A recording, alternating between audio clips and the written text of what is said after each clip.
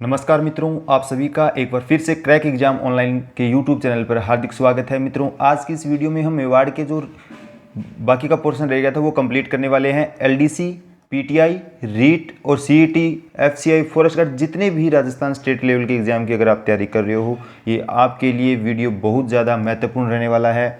ये hand written notes हैं, आपके लिए स्पेशल तैयार किए गए हैं। आपको वीडियो कैसा लगता है हमें कमेंट करके बताइए। ज़्यादा से ज़्यादा अपनी वीडियो दोस्तों के साथ शेयर कीजिए और अगर आप चैनल पर नए हैं तो चैनल को सब्सक्राइब कीजिए। अगर आप राजस्थान के किसी भी एग्ज़ाम के तैयारी कर रहे हो, आगामी जितनी भी परीक्षाएं आपके लिए है उसके लिए बहुत ही ज़्यादा महत्वपूर्ण ये वीडियो रहने वाला है। आज का हमारा प्रथम राजा रहेगा विक्रमादित्य। विक्रमादित्य के बारे में हम पढ़ने वाले हैं।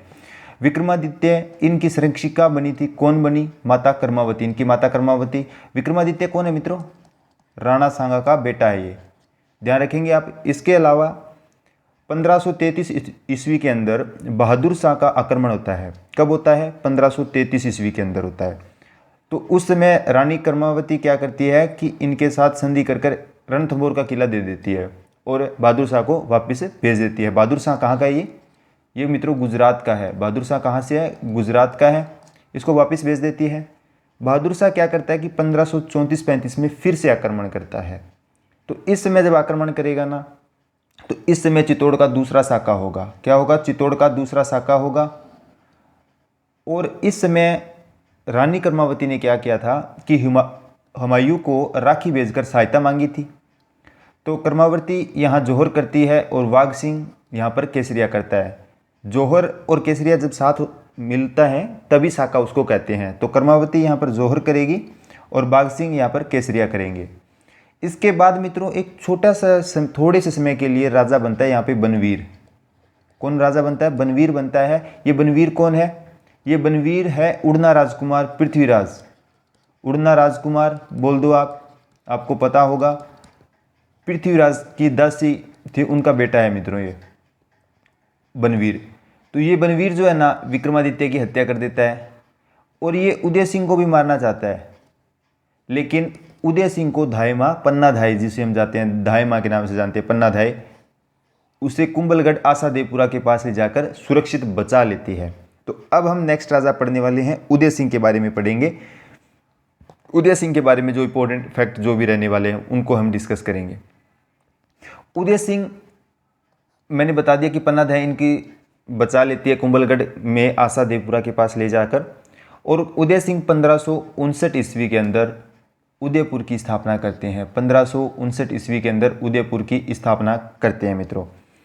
अब आपको जो मैंने पॉइंट बताया था कि 1540 ईस्वी के अंदर मावली का युद्ध होता है, उदय सिंह व बनवीर के मध्य। अब आपको पता चल गया होगा ये बनवीर कौन है। तो बनवीर को हराकर उदय सिंह वापस से मेवाड़ पर अधिकार कर लेता है। अब इसमें कुछ और इंपॉर्टेंट नेक्स्ट फिर एक साका होगा। ये 1567-68 के आसपास फिर से अकबर का आक्रमण होता है और इस समय जयमल राठौड़ होते हैं, कल्ला राठौड़ इन्हीं के साथ होते हैं। कल्ला राठौड़ भी इसी युद्ध में शामिल होते हैं। पत्ता सिसोदिया तो यहाँ पर केसरिया करते हैं और पत्ता की पत्नी होती है फूल कंवर। पत्ता की पत्नी का नाम है फूल कंवर, वो यहाँ पर जौहर का नेतृत्व करती है। इस समय चित्तौड़ का तीसरा साका होता है। आप जरूर ध्यान रखेंगे, इसके अंदर जयमल और वह कल्ला राठौड़ होते हैं, पत्ता सिसोदिया होते हैं और फूल कंवर पत्ता की पत्नी होती है जो कि जौहर यहाँ पर करती है मित्रों। अकबर इस युद्ध में जीतने के बाद एलची सिक्का, एलची नाम से एक सिक्का चलाता है। किस नाम से चलाता है? एलची सिक्का चलाता है। और एक बंदूक का नाम अकबर की आप ध्यान रखेंगे, संग्राम। बंदूक का क्या नाम है? संग्राम है। एलची नाम से सिक्का चलाता है। ये मित्रों एक हरमाड़ा का युद्ध हुआ था रंगराय महिला को लेकर। किन किन के बीच होता है? हाजी खां पठान को लेकर और उदय सिंह इस युद्ध में हार जाता है। हाजी खां पठान, और इसमें हाजी खां पठान की सहायता करता कौन है? मालदेव सहायता करता है मित्रों। ये भी आप चीज़ यहाँ पर ध्यान रखेंगे। हाजी खां पठान, उदय सिंह इस युद्ध के अंदर हार जाता है। इसके बाद हम नेक्स्ट राजा पढ़ने वाले हैं प्रताप के बारे में। प्रताप का शासनकाल 1572 ईस्वी से 1597 ईस्वी के आसपास रहा है। इनके अलावा इनके बचपन का नाम या अन्य नाम कीका, कीका नाम से भी हम महाराणा प्रताप को जानते हैं। 1572 से 97 ईस्वी तक इनका शासन रहा है। जन्म होता है 9 मई 1540 ईस्वी को। 9 मई 1540 ईस्वी को होता है। माता का नाम जयंताबाई सोनगरा, पत्नी अजबदे पंवार, चंद्रसेन अब इसके अंदर आपको 2 पॉइंट ध्यान रखने हैं, 2 एक्स्ट्रा पॉइंट मैं आपको बताता हूँ प्रताप के बारे में। एक तो प्रताप का गोगुंदा के अंदर राज तिलक होता है मित्रों। गोगुंदा के अंदर राज तिलक होता है होली के दिन। गोगुंदा के अंदर होता है होली के दिन, ये 28 फरवरी के दिन, 28 फरवरी 1572 में मित्रों। फिर कृष्णदास चुंडावत ने राज तिलक किया, विधिवत राज तिलक किया था, जिसमें मारवाड़ के चंद्रसेन, ये मारवाड़ के चंद्रसेन है, कहाँ से है, मारवाड़ के हैं मित्रों। इन्होंने जो कुंभलगढ़ के अंदर राज तिलक हुआ ना, उसमें यहाँ पर भाग लिया था मारवाड़ के चंद्रसेन ने। जरूर ध्यान रखेंगे, क्वेश्चन पूछा जाता है। अन्य जानकारी अब इसके बारे में डिस्कस करते हैं। बलीचा स्थान राजसमंद में पड़ता है मित्रों, जहाँ चेतक जो प्रताप का घोड़ा था उसकी छतरी बनी हुई है। प्रताप के पास 2 हाथी थे जो युद्ध के अंदर थे, राम प्रसाद और लूणा। तो राम प्रसाद युद्ध के बाद अकबर के हाथ लग जाता है, युद्ध में अकबर के हाथ चला लग जाता है, तो जिसके बाद राम प्रसाद का नाम बदलकर पीर प्रसाद कर दिया जाता है। तो आप ध्यान रखेंगे, राम प्रसाद या उसको पीर प्रसाद बोल दे, और लूणा होता है। अकबर ने प्रताप को अधीनता स्वीकार कराने के लिए 4 दूत भेजे हैं। आप 4 दूतों का क्रम याद रखोगे तो कैसे याद रखोगे, जे, एम, बी और टी। तो एक जे वाला आप ध्यान रखोगे 1572 में, बाकी जो बचते हैं ये 1573 ईस्वी में है। जे से आप ध्यान रखोगे जलाल खां कोरची, एम से मान सिंह, बी से भगवंत दास, टी से टोडरमल। तो आप याद रखोगे जे, एम, बी, टी, ये जरूर आप ध्यान रखोगे, इससे आपको क्रम याद रह जाएगा। क्रम याद रखना जरूरी है, क्रम याद रखना बहुत ज़्यादा जरूरी है मित्रों।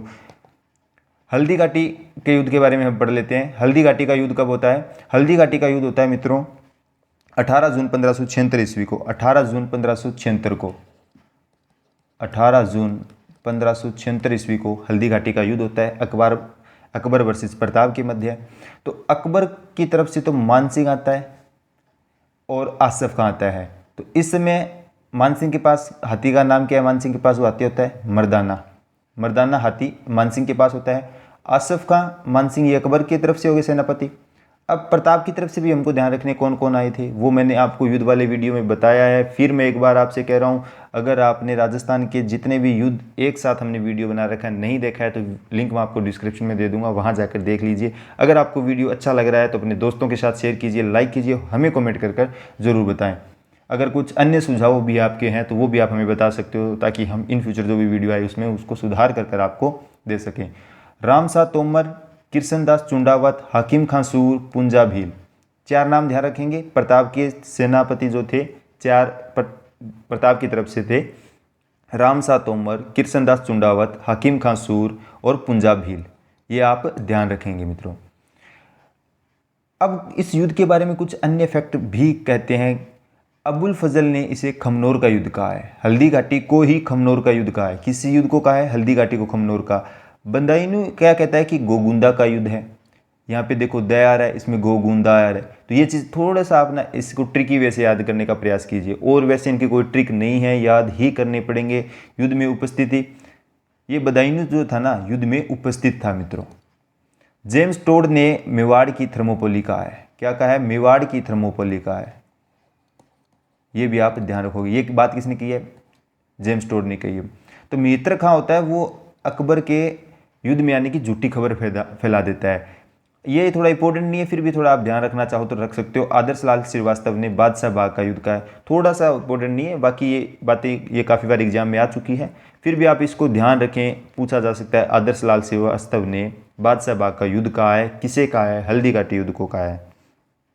प्रताप के घायल होने पर झालामान बिद्दा ने इसका नेतृत्व किया। किसने किया मित्रों, झालामान बिद्दा ने इसका नेतृत्व किया। मैंने बताया था सांगा वाले युद्ध में नेतृत्व किसने किया था, झाला अज्जा ने किया था। ये भी आप ध्यान रखोगे। मैंने अब बताया कि झालामान बिद्दा ने प्रताप के घायल होने पे, सांगा के घायल होने पर झाला अज्जा। तो ये थोड़ा सा आप इसको साथ के साथ ट्रिकी वे से करो, कंपेरेटिव वे से करो, वो आपकी इच्छा है, आपको जैसे अच्छा लगे उसको कीजिए। आपको वीडियो अच्छा लग रहा है तो जरूर इसको शेयर कीजिए, हमें कमेंट करके बताएं। 1577 ईस्वी में अकबर फिर आक्रमण करता है उदयपुर पर। और इस समय 1577 ईस्वी में जब आक्रमण करता है तो इसका नाम बदलकर मुहम्मदाबाद नाम रख देता है। क्या नाम कर देता है? मुहम्मदाबाद नाम कर देता है। अब मुगल सेनापति होता है शाहबाज खां। ये लगातार 3 समय आक्रमण करता है। एक तो मैंने आपको बता दिया 1570 में आक्रमण करता है तो मुहम्मदाबाद नाम कर देता है। उसके बाद लगातार होते हैं 78 और 79 के आसपास, 77, 78 और 79, ये ध्यान रखोगे। एक छोटी सी ये शेरपुर घटना है मित्रों, ये इंपॉर्टेंट नहीं है, फिर भी थोड़ा सा इसको आपको ध्यान रखना है कि रहीम जी की बेगमें होती हैं जिनको अमर सिंह गिरफ्तार कर लेता है। अमर सिंह ये कौन है? अमर सिंह ये प्रताप का बेटा है। प्रताप का बेटा है अमर सिंह, वो रहीम जी की बेगमों को गिरफ्तार कर लेता है। प्रताप इनको ससम्मान वापस भेज देता है। इसके बाद इंपॉर्टेंट युद्ध आता है दिवेर का युद्ध। दिवेर के युद्ध के बारे में हम पढ़ने वाले हैं। दिवेर का युद्ध होता है 1582 ईस्वी के अंदर। 1582 ईस्वी में होता है। जेम्स टोड ने इसे मेवाड़ का मैराथन कहा है। क्या कहा है? मेवाड़ का मैराथन कहा है। अकबर और प्रताप के मध्य है, तो अकबर की तरफ से जो गज मुक्ता हाथी इस युद्ध में आया है, गज मुक्ता हाथी, ध्यान रखेंगे, गज मुक्ता हाथी आता है। अमर सिंह जो होता है ना, अमर सिंह कौन है? प्रताप का बेटा, मैंने आपको बता दिया। तो सुल्तान खां को मार देता है। इस युद्ध में सुल्तान खां को मार दिया था। किसने? अमर सिंह ने। 1585 ईस्वी के अंदर जगन्नाथ कछुआ अंतिम आक्रमण करता है।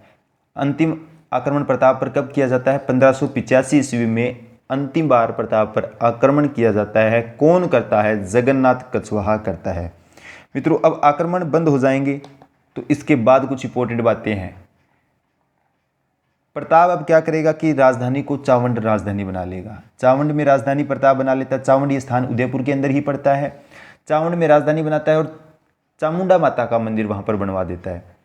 मेवाड़ चित्रकला का प्रारंभ भी अगर आपसे पूछा जाए ना तो चावंड से होता है। मेवाड़ चित्रकला का प्रारंभ भी वहीं से होता है। और उस समय चित्रकार कौन थे? नासिरुद्दीन। चित्रकार कौन थे? नासिरुद्दीन थे। स्टार्ट मेवाड़ चित्रकला का प्रारंभ चावंड से होता है। चित्रकार नासिरुद्दीन थे। प्रताप चावंड को राजधानी बनाता है।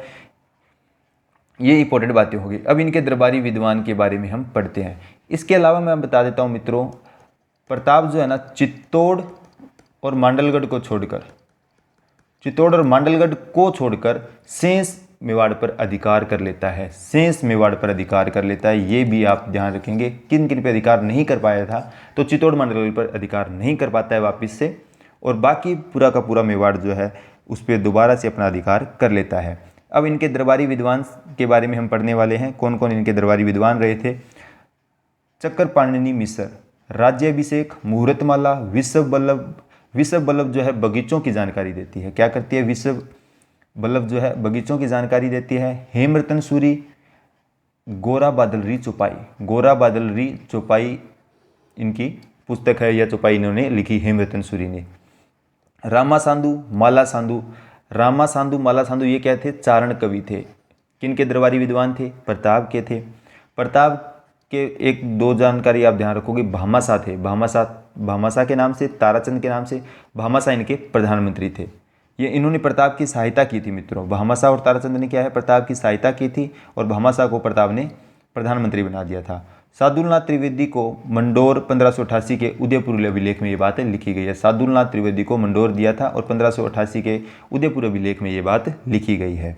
अब आपको इंपॉर्टेंट बात यह है कि 19 जनवरी 1597 ईस्वी में चावंड में मृत्यु हो जाती है और 8 खंभों की छतरी बनी हुई है। 8 खंभों की बांडोली में। ध्यान रखने वाली बात है, 8 खंभों की छतरी कहाँ पर बनी हुई है? बांडोली में बनी हुई है। 19 जनवरी 1597 ईस्वी में इनकी मृत्यु हो जाती है मित्रों।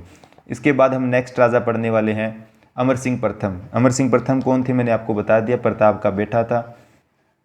तो अब इसमें इंपॉर्टेंट बात क्या रहेगी? अमर सिंह प्रथम में क्या क्या इंपॉर्टेंट बातें हैं? एक तो इनके समय मुगल मेवाड़ संधि इंपॉर्टेंट है। मुगल मेवाड़ संधि इन्हीं के समय होगी। मुगल मेवाड़ संधि इन्हीं के काल में होगी। संधि से निराश होकर नौचौकीपाल पर रहने लगे। नौचौकीपाल पर रहने लगे। और नौचौकीपाल कहाँ है मित्रों? ये राजसमंद झील के पास है। राजसमंद झील के पास है। ये भी आप, ये झील का निर्माण करवाता कौन है? राज सिंह करवाते हैं। राज सिंह झील का निर्माण करवाते हैं। नौचौकीपाल स्थान है जो राजसमंद झील के पास है। मुगल मेवाड़ संधि हो गई 25 फरवरी 1615 ईस्वी को जहांगीर व अमर सिंह प्रथम के मध्य। जहांगीर और अमर सिंह प्रथम के मध्य होती है। तो इधर तो खुर्रम आता है, खुर्रम संधि करने आता है, और अमर सिंह की तरफ से करता कौन है? कर्ण सिंह करता है। ये अमर सिंह का बेटा है, अमर सिंह का बेटा है कर्ण सिंह। उनके दबाव में आकर अमर सिंह संधि करता है, जिसके कारण वो निराश होकर नौचौकीपाल पर रहने लगे। तो इनके पास से प्रस्ताव लेकर कौन गए? शुभकर्ण व हरिकर्ण प्रस्ताव लेकर गए। ये भी थोड़ा सा आप ध्यान रखेंगे, एग्जाम में पूछ लिया जाता है। शुभकर्ण व हरिकर्ण प्रस्ताव लेकर गए थे।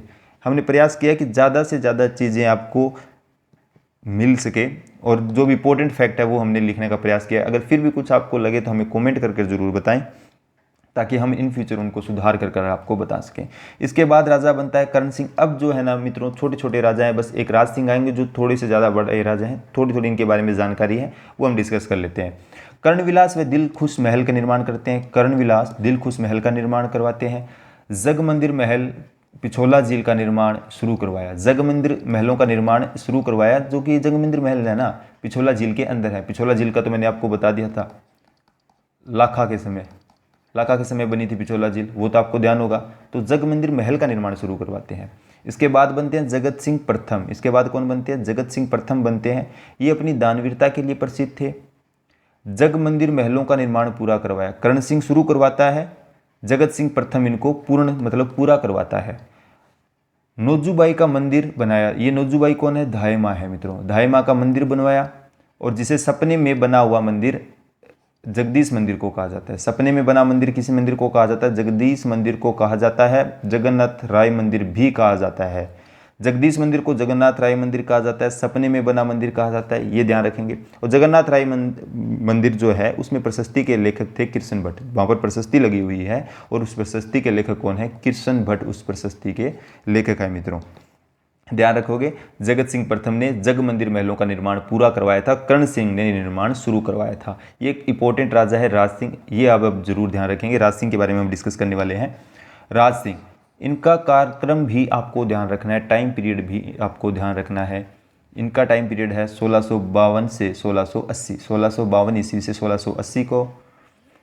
तो मित्रों, जो मुगल मेवाड़ संधि हुई थी उसमें संधि ये हुई थी कि अब आगे से जो चित्तौड़ का निर्माण कार्य नहीं करवाया जाएगा, लेकिन राज सिंह क्या करते हैं? चित्तौड़ का निर्माण कार्य शुरू करवा देते हैं। मुगल मेवाड़ संधि में शर्तें थी कि आगे से जो यहाँ के शासक राजा बनेंगे वो चित्तौड़ का पुनर्निर्माण नहीं करवाएंगे, संधि की शर्तें थी। लेकिन राज सिंह इस संधि की शर्त को तोड़ देता है और चित्तौड़ का पुनर्निर्माण शुरू करवा देता है।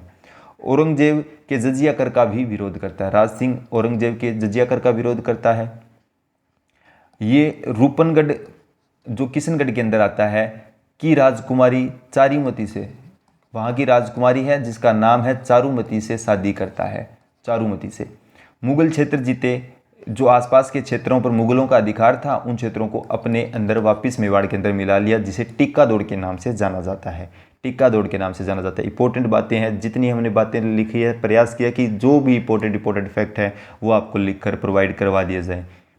हिंदू देवी देवताओं की मूर्तियों की रक्षा की थी, तो उस समय औरंगजेब मूर्तियों को तोड़वा रहा था, तो उस समय हिंदू देवी देवताओं की मूर्तियों की रक्षा की थी। जोधपुर के अजीत सिंह को औरंगजेब के खिलाफ समर्थन दिया। जोधपुर के अजीत सिंह को औरंगजेब के खिलाफ समर्थन दिया, और इसे जो समर्थन दिया उसको कहा जाता है राठौड़ सिसोदिया गठबंधन। राठौड़ सिसोदिया गठबंधन इसे कहा जाता है। मुगल उत्तराधिकार संघर्ष में औरंगजेब का साथ दिया था। इनकी कुछ उपाधियाँ बहुत ही इंपॉर्टेंट उपाधियाँ हैं। हाइड्रोलिक रूलर कहा जाता है। क्यों कहा जाता है? पेयजल व्यवस्था के कारण हाइड्रोलिक रूलर कहा जाता है। विजय कटकातु, विजय कटकातु का मतलब है सेना जीतने वाला। सेना जीतने के कारण विजय कटकातु की उपाधि दी गई है। विजय कटकातु की उपाधि किस कारण दी गई है? सेना को जीतने के कारण विजय कटकातु की उपाधि दी गई है। अब कुछ अलग इंपॉर्टेंट बातें हैं वो मैं आपको और इसके साथ बता देता हूँ। हाड़ी रानी, हाड़ी रानी सहल कंवर थी। हाड़ी रानी सहल कंवर है सुलुम्बर सामंत रतन सिंह की पत्नी। सुलुम्बर के सामंत थे रतन सिंह, उनकी पत्नी का नाम है सहल कंवर। हाड़ी रानी इनका नाम है। हाड़ी रानी कहा जाता है मित्रों। रतन सिंह चुंडावत की रानी है ये। तो सिर काट कर दे दिया था इन्होंने, किसको? रतन सिंह जी को। निशानी मांगने पर अपना सिर काटकर सामंत रतन सिंह चुंडावत को अपना सिर काट कर दे दिया था।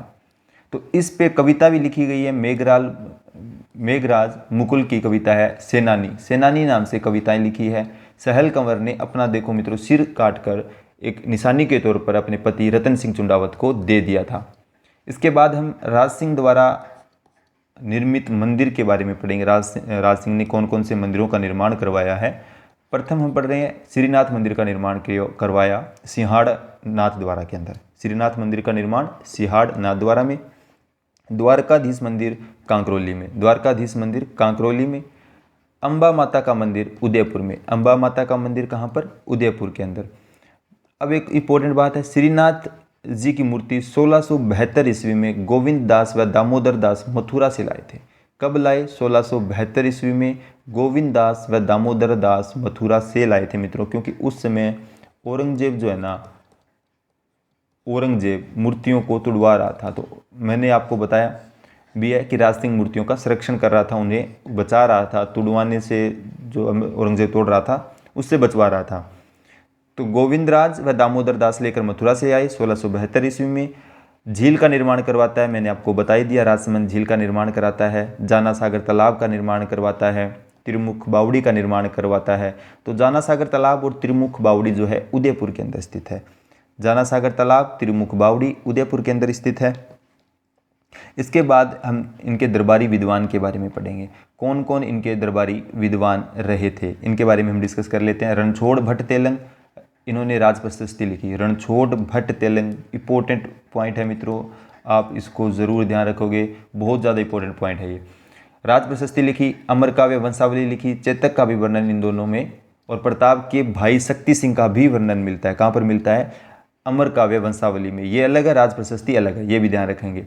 किशोरदास ने राज प्रकाश लिखी, सदाशिव भट्ट ने राज रत्नाकर लिखी, कवि मान ने राजविलास लिखी। कवि मान ने क्या लिखी है, राजविलास लिखी है।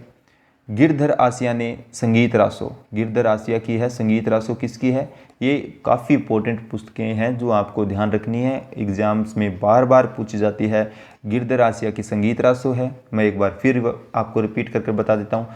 रणछोड़ भट्ट तेलंग की राज प्रशस्ति, अमर काव्य वंशावली। किशोरदास की है राज प्रकाश, सदाशिव भट्ट की है राज रत्नाकर, कवि मान की है राजविलास, गिरधर आसिया की संगीत रासो। अब मैं आपको बताता हूँ राज प्रशस्ति के बारे में।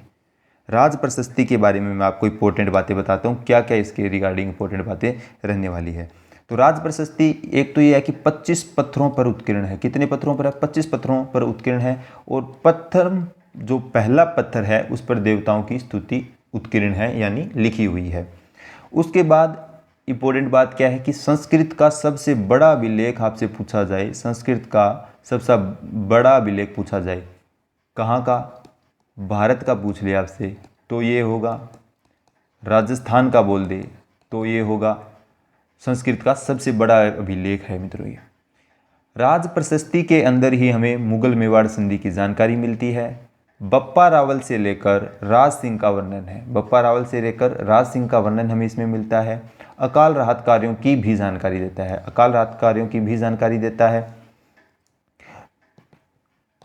हमने पढ़ा है राज प्रशस्ति के बारे में, संस्कृत भाषा का सबसे बड़ा शिलालेख है, 25 पत्थरों पर उत्कीर्ण मित्रों ये है, 25 पत्थरों पर उत्कीर्ण है। इसके बाद हम पढ़ने वाले हैं अमर सिंह सेकंड के बारे में, अमर सिंह सेकंड के बारे में पढ़ेंगे। उससे पहले एक राजा और है जय सिंह, एक राजा और है जय सिंह, जिनका कालक्रम था 1680 से ये 98 के आसपास, मानो आप 1698 के आसपास। तो इसमें दो इंपॉर्टेंट बातें आपको ध्यान रखनी है जय सिंह में।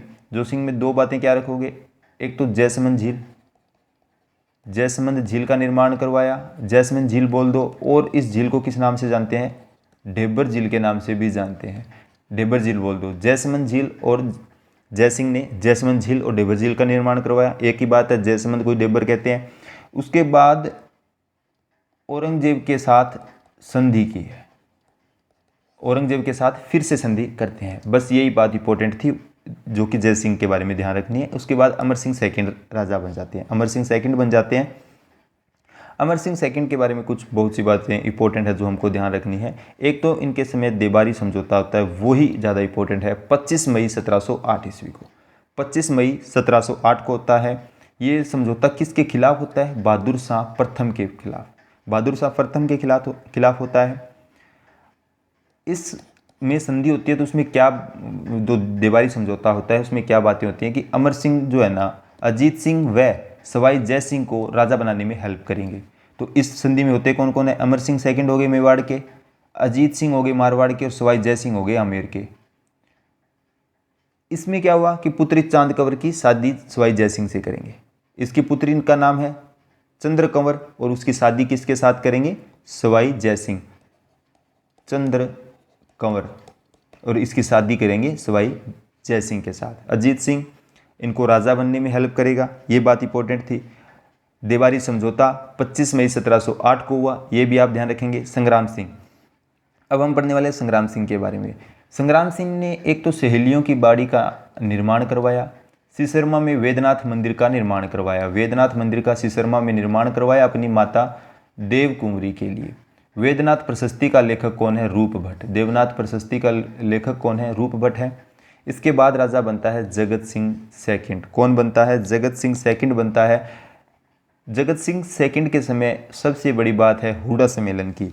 हुडा सम्मेलन होता है 17 जुलाई 1734 को, डेट ध्यान रखेंगे। हुडा सम्मेलन होता है, ये हुडा स्थान है, कहाँ पर है? भीलवाड़ा के अंदर है। 17 जुलाई 1734 ईस्वी को उदयपुर में जगत निवास महल बनवाता है। जगत सिंह सेकंड बनवा रहे हैं ये भी ध्यान रखना है। उदयपुर में जगत निवास महल का निर्माण करता है। नेकराम की बुक का नाम है जगत विलास। नेकराम की बुक है जिसका नाम है जगत विलास, ये भी ध्यान रखेंगे। और ये हुडा सम्मेलन क्यों हुआ है ये ध्यान रखना है। ये मराठाओं के खिलाफ राजस्थान के राजाओं का सम्मेलन है। मराठा शक्ति जो थी उसके खिलाफ राजस्थान के राजा एक साथ इकट्ठे होते हैं एक बार फिर से। या तो हमने देखा था कि सांगा करता है पाती पर्वन के बाद माध्यम से, या फिर ये हुडा सम्मेलन में हो रहे हैं अभी किसी और बाहरी शक्ति के लिए, मराठाओं के खिलाफ हो रहे हैं। लेकिन मित्रों ये जो सम्मेलन हुआ वो असफल हुआ, मतलब जो अपना लक्ष्य लेकर चले थे उसमें कामयाब नहीं हो पाए थे। तो इसमें भाग लेने वाले कौन कौन थे? मैंने उस समय भी पाती पर्वन में आपको कहा था कि राजाओं को आपको ज़रूर ध्यान रखना है। फिर एक बार आपसे यही कहूँगा कि आपको इनको भी ध्यान रखना पड़ेगा कि किन किसने इस सम्मेलन में भाग लिया। मुख्य राजा आपको ज़रूर ध्यान रखने पड़ेंगे। मैं आपको बता देता हूँ, जगत सिंह सेकंड हो गए, ये तो अध्यक्ष थे, वो आपको पता ही है मेवाड़ से हो गई।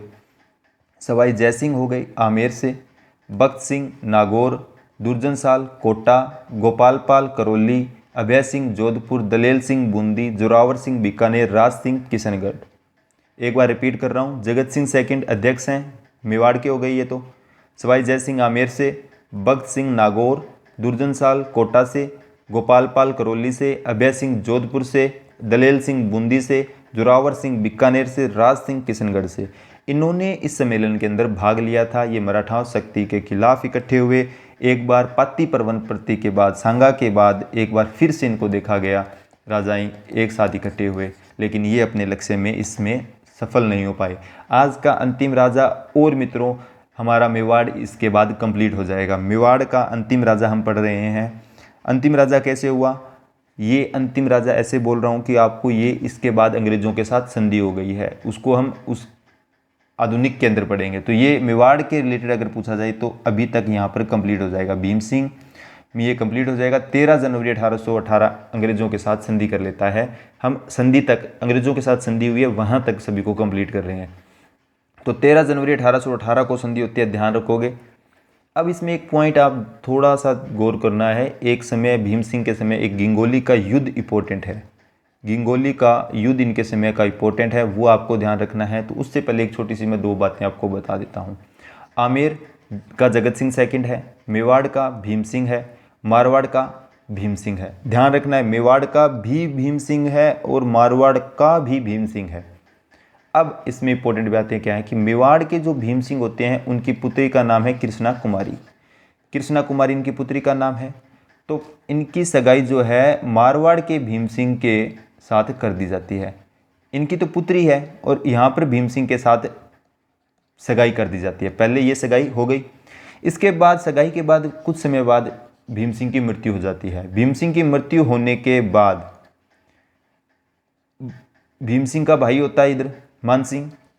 अब क्या होता है कि इधर भीम सिंह की मृत्यु हो गई तो कृष्णा कुमारी की सगाई फिर से कर दी जाती है, यानी सगाई दोबारा सगाई आप कह सकते हो। कहाँ पर होती है? जगत सिंह सेकंड आमेर वाले के साथ। जगत सिंह सेकंड आमेर वाले के साथ हो जाती है। इस चीज़ को लेकर मान सिंह का भीम सिंह के साथ युद्ध हो जाता है, जगत सिंह के साथ युद्ध हो जाता है। मान सिंह जगत सिंह के साथ युद्ध कर लेता है। मान सिंह किसके साथ कर लेता है? जगत सिंह के साथ युद्ध कर लेता है, जिसे गिंगोली पर्वतसर का युद्ध कहा जाता है। गिंगोली पर्वतसर का युद्ध कहा जाता है 1807 ईस्वी के अंदर करता है। जगत सिंह व मान सिंह के मध्य होता है। जगत सिंह सेकंड व मान सिंह के मध्य होता है। मैंने बता दिया क्यों हुआ, क्योंकि उन्होंने कहा कि सगाई पहले क्या होता था कि सगाई अपने आप में आधा विवाह माना जाता था, विवाह माना जाता था। उस कारण से तो मान सिंह ने कहा कि ये आप यहाँ पर इसका विवाह नहीं कर सकते। इस कारण से गिंगोली पर्वतसर का युद्ध हो जाता है। अजीत सिंह चुंडावत व अमीर खां पिंडारी, अजीत सिंह चुंडावत, ये अजीत सिंह वो नहीं है, अजीत सिंह चुंडावत बोल रहा हूँ मैं। अमीर खां पिंडारी के कहने पर जहर दे दिया गया। ये आप ध्यान रखेंगे, इंपॉर्टेंट बात है। किसके कहने पर जहर दिया गया? क्वेश्चन पूछा जाता है। अजीत सिंह चुंडावत व अमीर खां पिंडारी के कहने पर कृष्णा कुमारी को जहर दे दिया गया। मित्रों, आपको वीडियो कैसा लगा हमें कमेंट करके बताइए। ज़्यादा से ज़्यादा शेयर कीजिए, लाइक कीजिए। अगर आप चैनल पर नए हैं तो चैनल को सब्सक्राइब कीजिए।